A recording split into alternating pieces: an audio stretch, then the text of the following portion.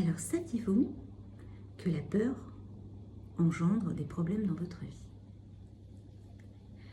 Qu'est-ce que je veux dire vers là? C'est-à-dire que la peur, en général, la peur du manque, la peur de la solitude, la peur de l'amour, la peur des autres, fait que cela bloque notre vie, notre mission de vie, notre chemin de vie.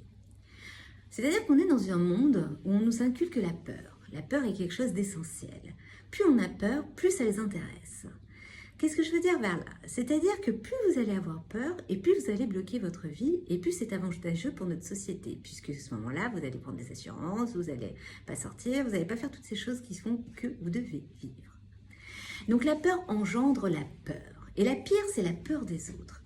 C'est impressionnant comment on peut avoir peur du jugement de notre voisin ou de celui qui est en face de nous. Mais si vous saviez que celui qui est en face de vous a autant peur de vous que vous avez peur de lui.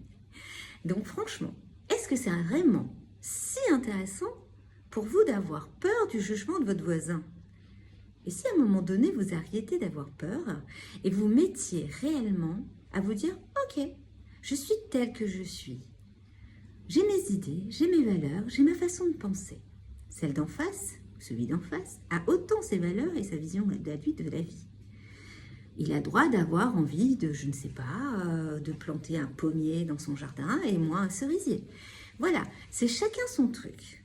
Du moment qu'on n'impacte pas la liberté de l'autre. Donc la peur, c'est arrêter de se focaliser sur le jugement des autres. Vivez pour vous, vivez pour vos envies. Les autres ont autant peur de vous que vous avez peur d'eux. Donc, à un moment donné, autant y aller, n'est-ce pas? Alors essayez, on verra bien ce que ça donne.